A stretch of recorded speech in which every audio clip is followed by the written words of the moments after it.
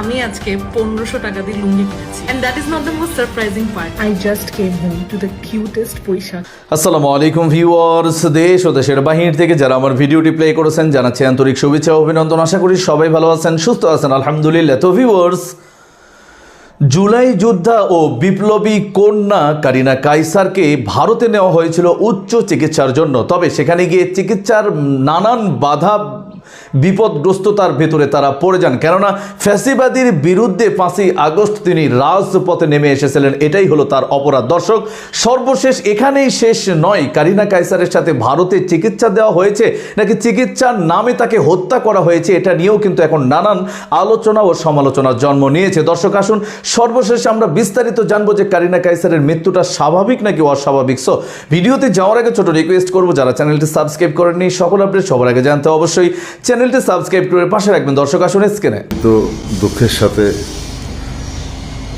জানাচ্ছি যে আমার মেয়ে কারিনা কায়সার আমরা ছেড়ে চলে গেছে।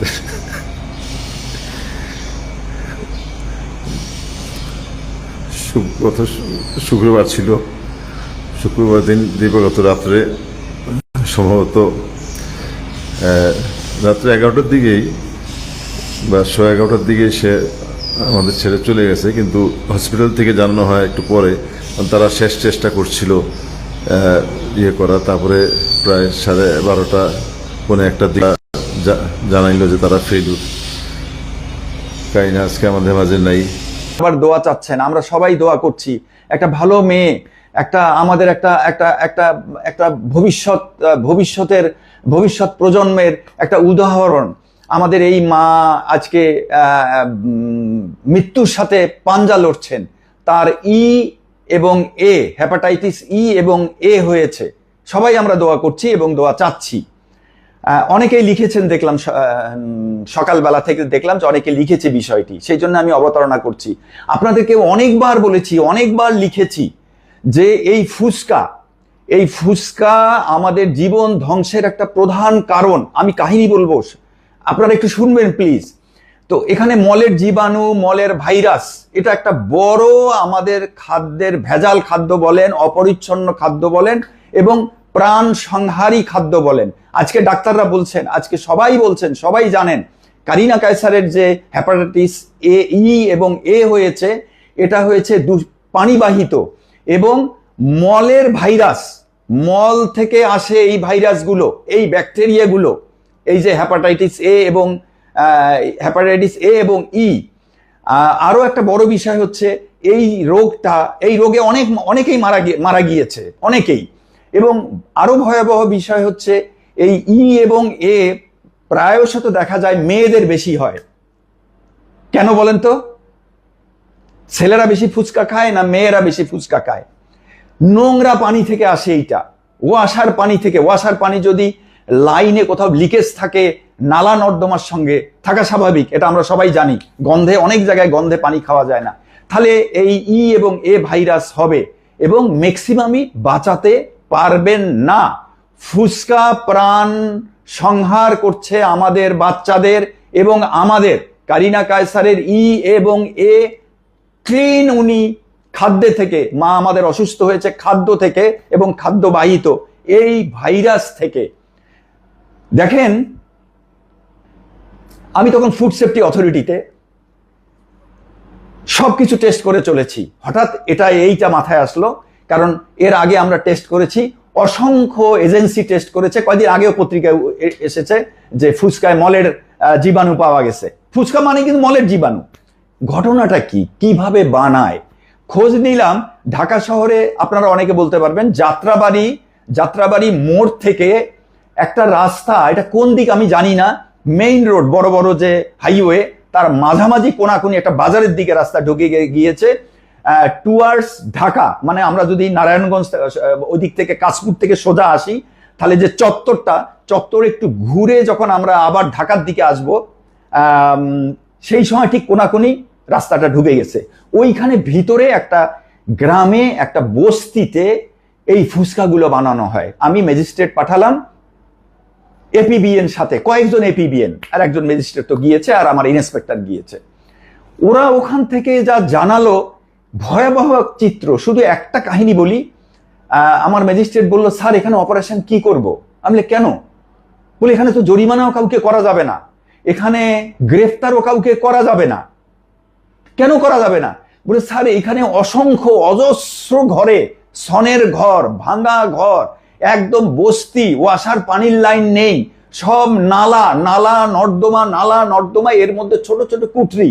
বলে, আমরা একটা দুইটাতে ঢুকে দেখলাম যে মাটির মধ্যে চট বিছায়, প্লাস্টিক বিছায়, সেখানে ফুচকার ময়দা ডলাডলি হচ্ছে, ওইখানে বাসন কোসন ধোয়াধুয়ি হচ্ছে, বালতিতে পানি, পাশে নালা, ওই ধোয়াধুয়ির মধ্যে ওই নালার পানিগুলো নালার পানিতে যাচ্ছে, নালার পানি ছিটকে আবার ওই পানিতে আসতেছে, এবং একটা একেবারে বিছানা, কাঠের বিছানা, মানে কাঠের চৌকি, ওখানে কেউ থাকে না, কাঠের চৌকি পচে গেছে, মানে ওইখানে আটাগুলো রাখতে রাখতে ওই কাঠের চৌকি, কাঠ এবং ময়দা আটা সব পচে গেছে।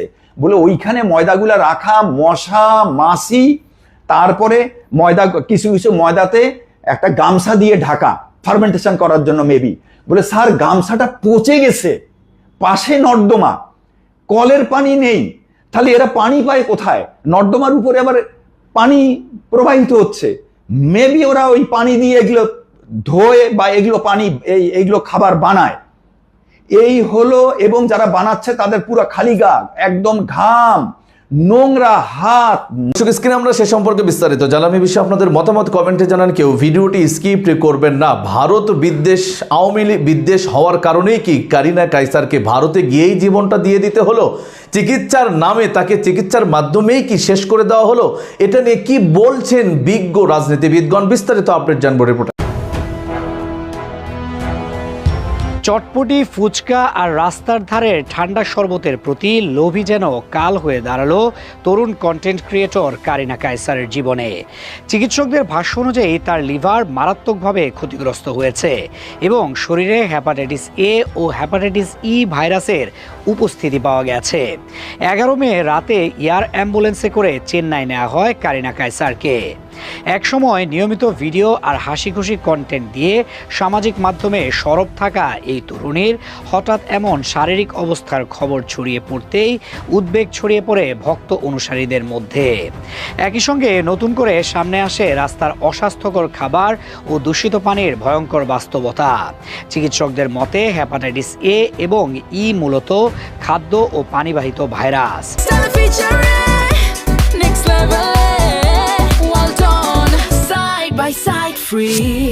অপরিষ্কার পানি, রাস্তার ধারের খোলা শরবত, আখের রস, অপরিষ্কার পানির তৈরি আইসক্রিম কিংবা খোলা অবস্থায় বিক্রি হওয়া ফুচকা, চটপটি ও বেলপুরির মতো খাবার থেকে এসব ভাইরাস শরীরে প্রবেশ করতে পারে।